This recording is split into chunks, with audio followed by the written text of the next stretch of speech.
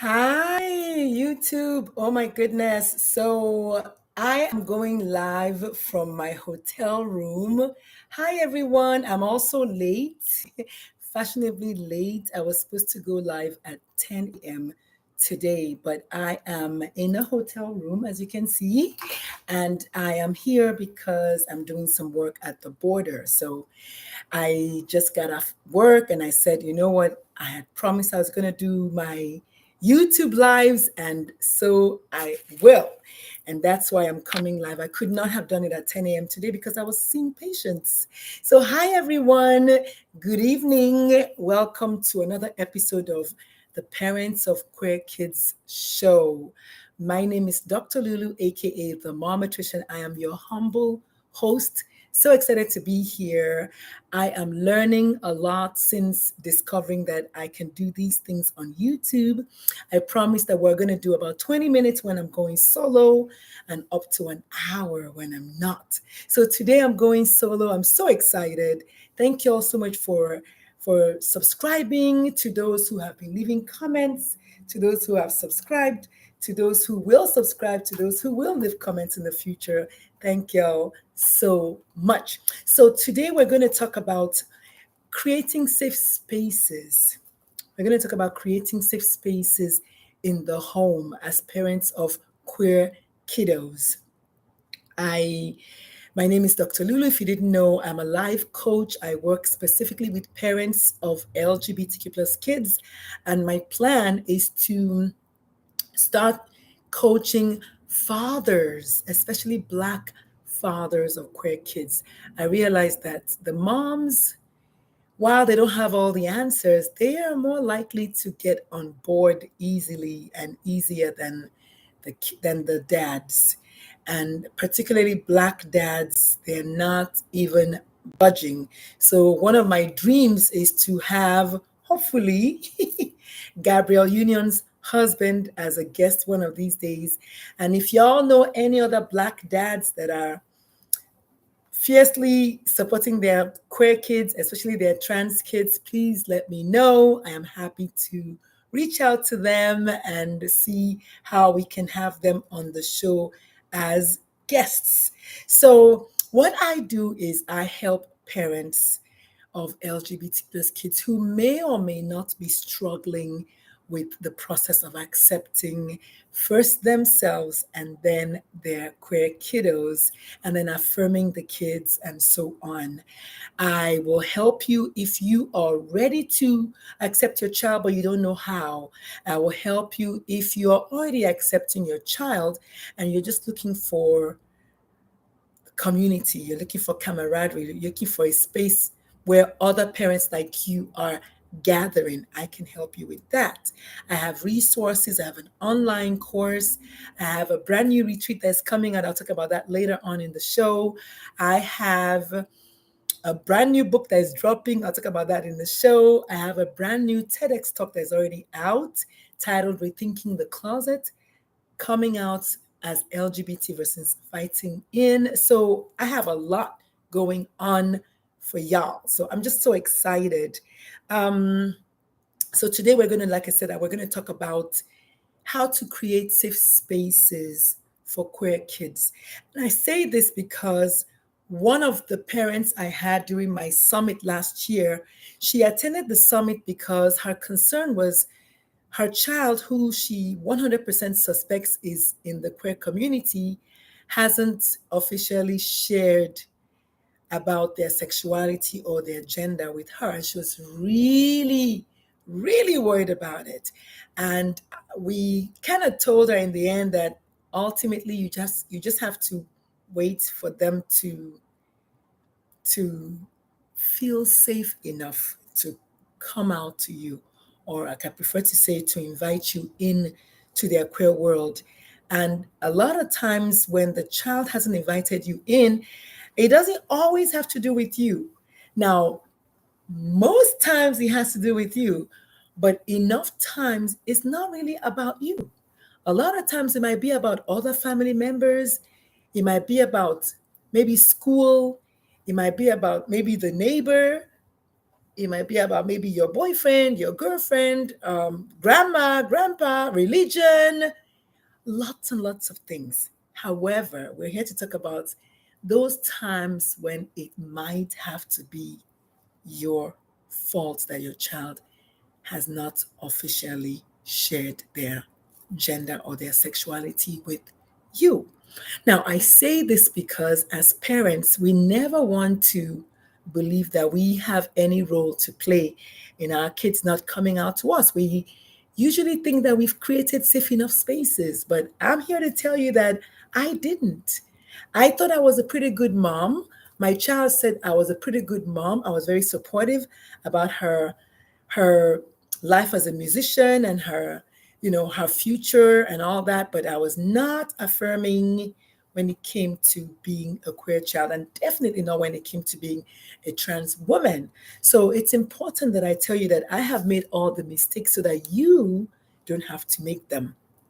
And so the first thing I want to talk about today is how your the words you say, how the language you use in your house may very well be one of the reasons why your child is not feeling safe enough to share with you.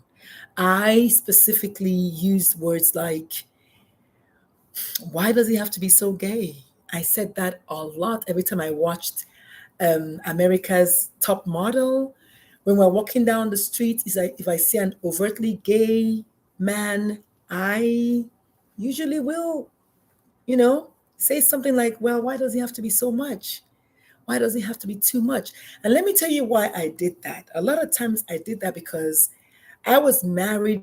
First of all, I was actually married to a woman, but the person I was married to, she also shared my thoughts and my approach and my attitude towards that. So that gave me the gulls to do it. And I keep talking about this with all sincerity that while I, one part of me wanted to, I loved my child. And why one part of me wanted to show that I loved her, the other part of me was too busy trying to get affirmation from my spouse, if that makes any sense.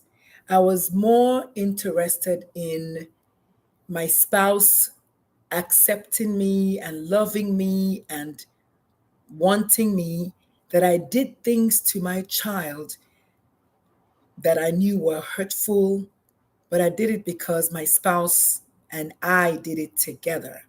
And I say all these things because it is very possible that, like me, you also have a spouse that you inadvertently gang up with, and it turns out that you're ganging up against your child. And you may not mean it to be that way. You may not think it to be that way. But in my own case, it turned out to be that way. We did that together. We committed that crime together. I had what they say, there's safety in numbers. I felt safe because I had her. And both of us kind of spoke the same language. Well, guess what? Today, we're divorced. Today, we're divorced. And I have my child. My child is still my child.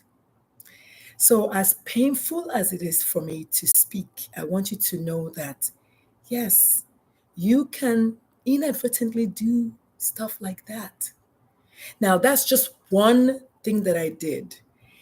Another thing I did was when she first came home, the first semester that she came home with her nails painted, I was ballistic because my mom was coming.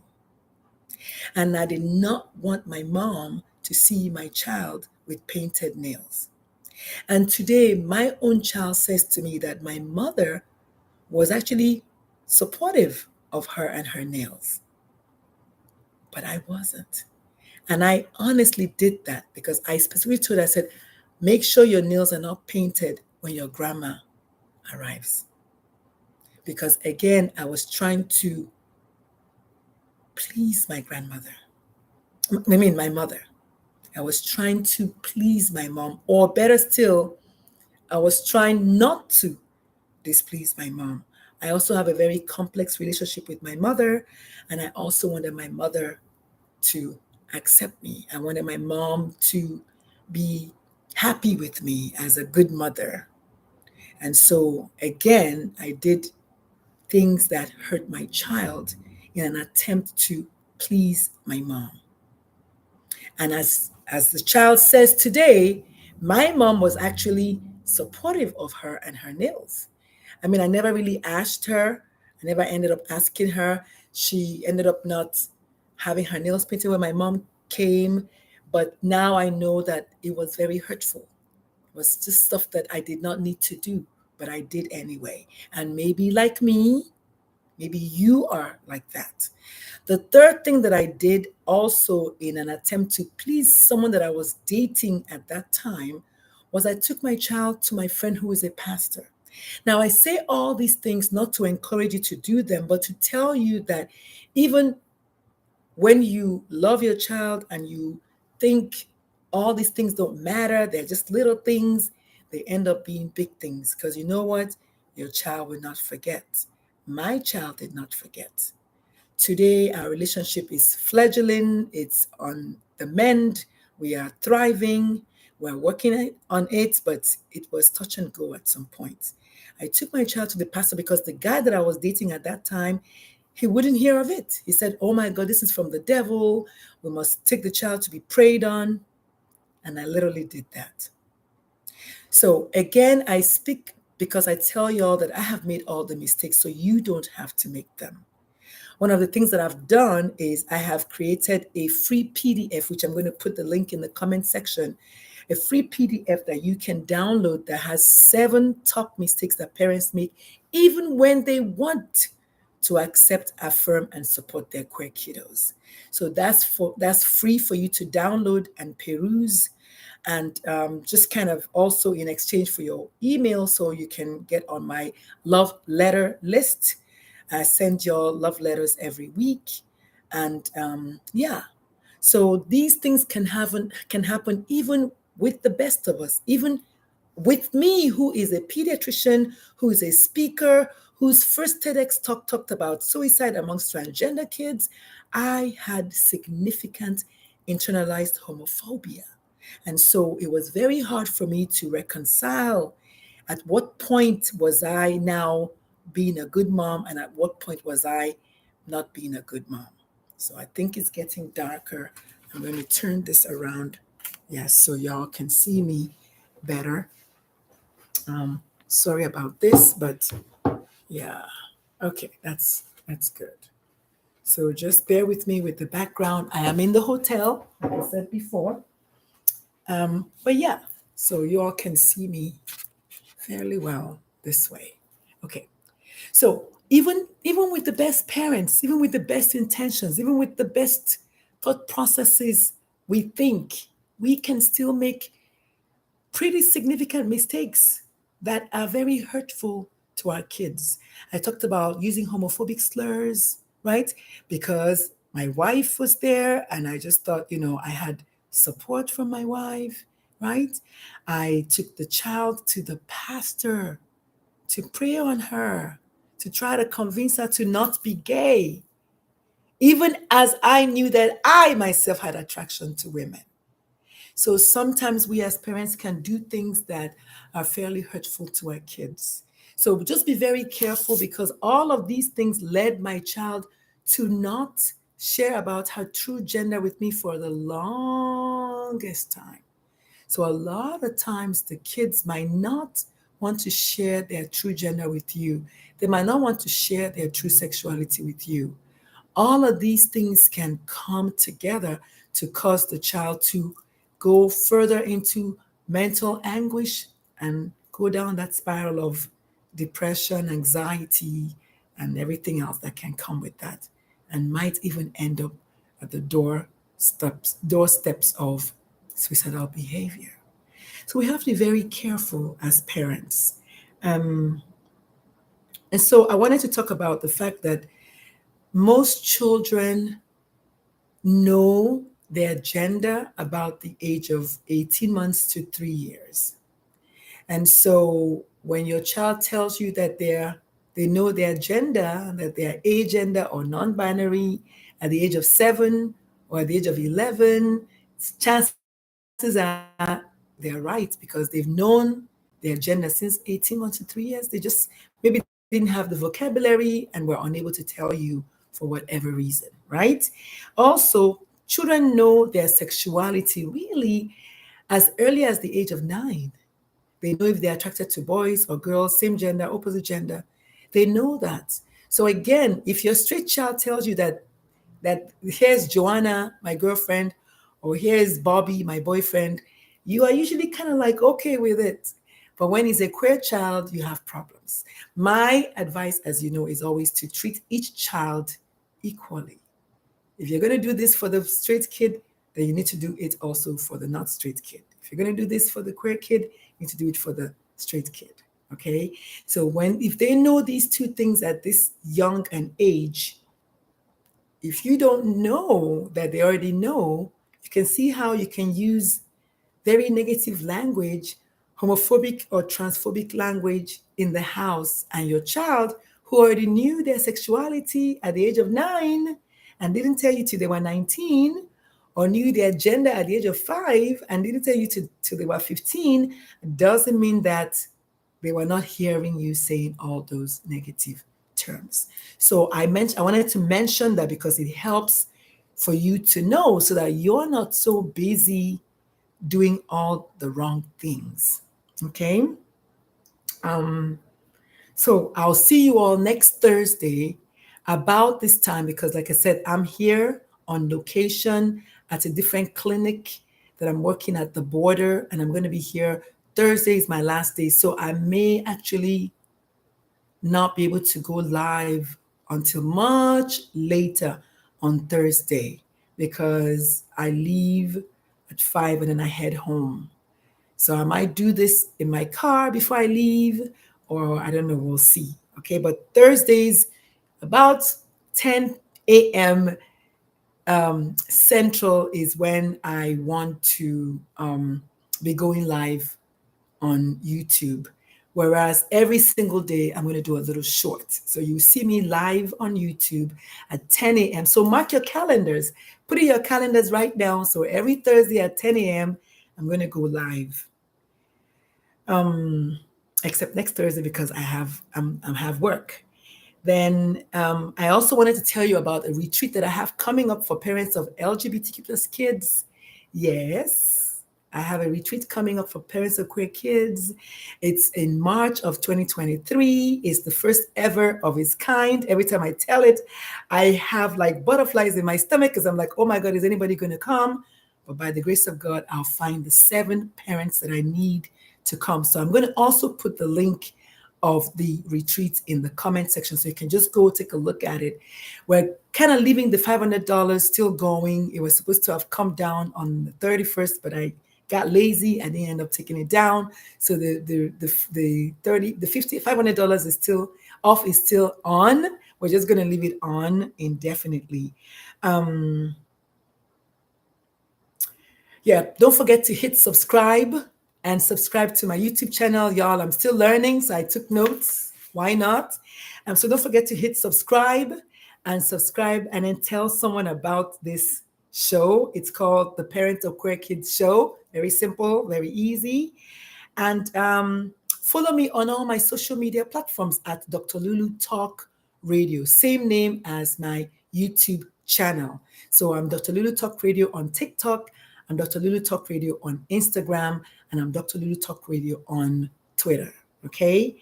And last but not least, please tell someone about me. There are lots and lots and lots of parents who are suffering, who are struggling, who are looking for someone like me and don't know about me. And if you are that parent and you have decided to accept your child, fantastic. Just hit me up at coach@dr-lulu.com. Otherwise, just leave me a message on any of my social media platforms or go to my website, dr-lulu.com, and leave me a message on my contact form Somehow, if I don't get to you, my virtual assistant will definitely get to you.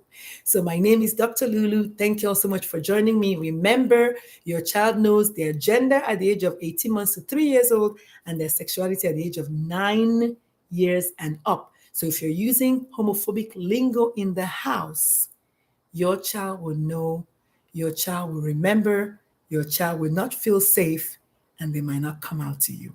All right, I'll see y'all next Thursday at 10 a.m. Central if I can squeeze the time out. All right, otherwise, I will see you next Thursday for sure when I get back to the house. Peace, love, and soul. Bye.